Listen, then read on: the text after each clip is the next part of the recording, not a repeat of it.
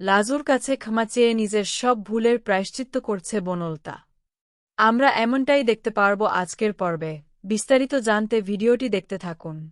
গল্পের শুরুতেই দেখা যায় বনলতা নিজেই অবাক হয়ে গেছে অনুভবের কথা শুনে। অনুভব যে কখনো বনলতাকে ক্ষমা করে কাছে টেনে নিতে পারে এটা বনলতা ভাবতেও পর্যন্ত পারেনি। আর এদিকে লাজু হস্টেলে ফিরে খুবই কান্নাকাটি করতে থাকে। কারণ লাজু অনুভবকে ফিরিয়ে দিয়েছে। অনুভব বারবার করেই লাজুর কাছে আসতে চেয়েছিল, লাজুকে ভালোবেসে নিজের কাছে রাখতে চেয়েছিল। কিন্তু সেটা লাজু কোনোভাবেই সমর্থন করেনি। এরপর বনলতার কথা ভেবে লাজু স্যাক্রিফাইস করে দেয়। কিন্তু হস্টেলে এসে ভীষণ কান্নাকাটি করতে থাকে। এরপর অনুভব বনলতাকে সবার সামনে অ্যাকসেপ্ট করে নেন। আর বলে যে যা যা হয়েছে সবকিছু ভুলে গিয়ে তারা দুজন নতুন করে সবকিছু শুরু করবে। আর এটা শোনার পর থেকেই সবাই খুবই খুশি হয়ে যায়। আর ভাবে অনুভব যখন বলে দিয়েছে তখন আর কোনো সমস্যা নেই। বনলতা এরপর থেকে ভালো হয়ে যাবে আর কখনোই কোনো অন্যায় করবে না। কিন্তু অনুভব যখন ঘুমিয়ে পড়ার চেষ্টা করে তখন তার চোখে ঘুম আসে না। বারবার শুধু একটাই কথা ভাবতে থাকে, যেটা হলো সেটা খুব একটা ভালো হলো না। তখন বনলতা বলে, অনুভব তুমি এভাবে চুপ করে আছ কেন? কিছু বলো। চুপ করে থাকলে কি করে হবে? তখন অনুভব বলে, কি বলবো, লাইফটা একদমই ভালো লাগছে না। তখন বনলতা কোনোভাবে কাছে এসে বলে, তুমি বলেছিলে আমাদের মধ্যে সুস্থ স্বাভাবিক দাম্পত্য জীবন শুরু হবে। কোথায়? তুমি তাহলে শুরুতেই কেন ঘুমাচ্ছ? অন্তত বেড়ে গিয়ে ঘুমাও। আমি এইসব একদমই সহ্য করতে পারছি না। অনুভব তুমি যদি একটু চেঞ্জ না করো তাহলে কি করে হবে বলো তো? তখন অনুভব বলে, আমায় একটু সময় লাগবে। সবকিছু তো আর বলে দিলেই হয়ে যায় না। একটু সময় দিলে আস্তে আস্তে সবকিছু হয়ে যাবে। তখন বনলতা বলে, না, সময় তুমি নাও, তাতে আমার কোনো আপত্তি নেই। কিন্তু আমি সত্যি কখনো ভাবিনি যে তুমি আবার আমাকে নতুন করে একটা সুযোগ দেবে।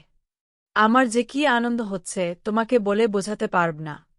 অনুভব বলে, যাই হোক, এখন আর সমস্ত কথা বলে কি বা হবে?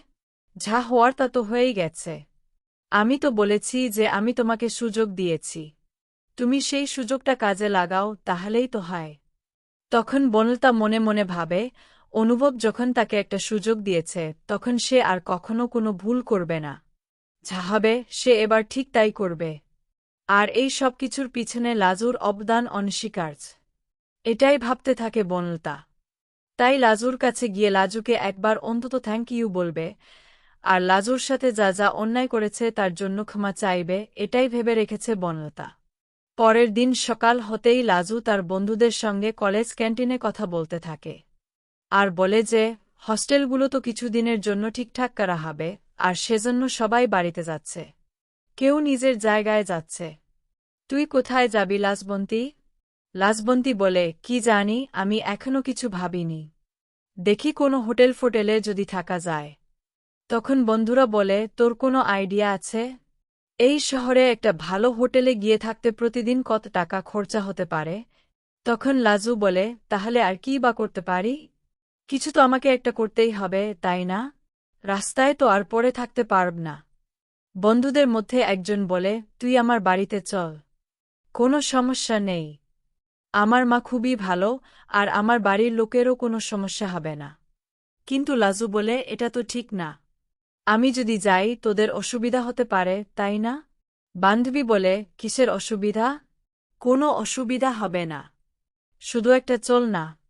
আর কোনো রকম সমস্যা তোকে একদমই ভোগ করতে হবে না। আমি তো আছি। এর মাঝখানে চলে আসে বনলতা। বনলতা বুঝতে পারে যে লাজুর একটা অন্য সমস্যা হয়েছে। তখন তাকে দেখে লাজুর বন্ধুরা বলে, এ কি, আপনি এখানে? আবার নিশ্চয়ই কোনো কলকাঠি নাড়তে এসেছেন।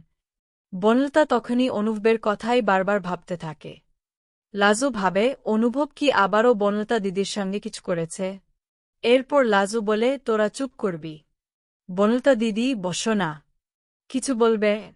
আর তখনই বনলতা বলে, লাজুক, তুমি যে আমার কত বড় উপকার করেছিস তোকে বলে বোঝাতে পারব না। তোর জন্য আমি সত্যি আজ খুবই খুশি। আমি তোর কাছে ক্ষমা চাইতে এসেছি। অতীতে আমি যা যা করেছি তার জন্য ক্ষমা চাইতে এসেছি। তুই প্লিজ আমাকে ক্ষমা করে দে। তখনই লাজু বলে, এসব আবার বলছো কেন বলো তো দিদি? আমি ক্ষমা করার কে? আর তাছাড়া আমি সবকিছু মনে রাখিনি। তুমিও মনে রেখো না। সবকিছু ভুলে যাও, সেটাই বরং ভালো হবে। বনলতা বলে, আমি তো ভুলতে চাই, কিন্তু আমার একদমই আর ভালো লাগে না। শোন না, কালকে অনুভব রাতে বাড়িতে গিয়ে রীতিমতো সবার সামনে বলেছে ও আমাকে আরেকটা সুযোগ দেবে। আর আমি এই সুযোগটা পুরোপুরি কাজে লাগাতে চাই। আমি আর কখনো কোনো অন্যায় করব না। আমি তোর কাছে ক্ষমা চাইতে এসেছি। এরপরেই লাজু আবারও বিরক্ত হয়ে বলে, প্লিজ, ক্ষমা চাইতে এসেছ, কথাটা বারবার বলার কোনো দরকার নেই। আমি তোমাকে এমনিতেই ক্ষমা করে দিয়েছি। বন্ধুরা বলে, লাজু, আমি আসতে আসতে শুনছিলাম যে তোর থাকা নিয়ে একটা হয়তো কোনো সমস্যা হয়েছে। কি হয়েছে রে? লাজু বলে, কিছু না। আসলে আমাদের হস্টেলটা একটু মেরামত করা হবে, তো সেই জন্য আমাদেরকে কয়েকটা দিন এদিক ওদিক থাকতে হবে। তাই কথা হচ্ছিল। বনলতা বলে, ওই ব্যাপার। তুই এক কাজ কর, আমাদের বাড়িতে চল। কিন্তু লাজু বলে, মাফ করো, আমি ওই বাড়িতে যেতে পারব না। আমি অন্য জায়গায় একটা ঠিক ব্যবস্থা করে নেব।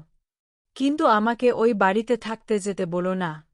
তখনই বনলতা বলে, কেন লাজু, তুই কি সত্যিই আমাকে মাফ করতে পারছিস না? আমার জন্য যাবি না? লাজু বলে, আমি কি সে কথা একবারও বলছি, বলো তো দিদি? আমার ভালো লাগছে না আর আমি বাড়িতে যাব না, সেই জন্য বললাম। কিন্তু বন্ধুরা তো বলে যেতেই হবে। তুই একদমই এসব নিয়ে ভাবিস না। পুরো ব্যাপারটা আমি ম্যানেজ করে নেব। এরপর যথারীতি বনলতা তো বাড়িতে ফিরে যায়। আর তখনই বলে, জেঠুমনি, আমি আজকে লাজুর হস্টেলে কথা বলতে গিয়েছিলাম। লাজুর সঙ্গে ওকে হস্টেলে না পেয়ে ক্যান্টিনে যাই। সেখানে শুনতে পারি হস্টেল নাকি মেরামত করা হবে। একদিনের জন্য ওর বন্ধুরা তারপর অন্য জায়গায় থাকার ব্যবস্থা করছে। ওকে বললাম আমাদের বাড়িতে থাকতে, একদমই সেই কথাটা শুনতে চাইছে না। তখন জেঠুমনি বলে, সে কি? লাজু তো এই ব্যাপারে আমাদের সঙ্গে কোনো কথা বলেনি। তখন বনলতা বলে, আচ্ছা, যখন আসতে চাইছে না, ও যখন ব্যবস্থা করে নিতে চাইছে, তখন আমাদের বাড়ির কারও কোনো দরকার নেই ওকে বাড়িতে নিয়ে আসার। আচ্ছা, লাজুর সমস্ত চ্যাপ্টারগুলো ছিল, সেটা ক্লোজ করে দেওয়া হোক না। সেটাই তো সব থেকে ভালো। বনলতা বলে, আন্টি, অতীতে আমি লাজুর সঙ্গে অনেক বড় অন্যায় করেছি।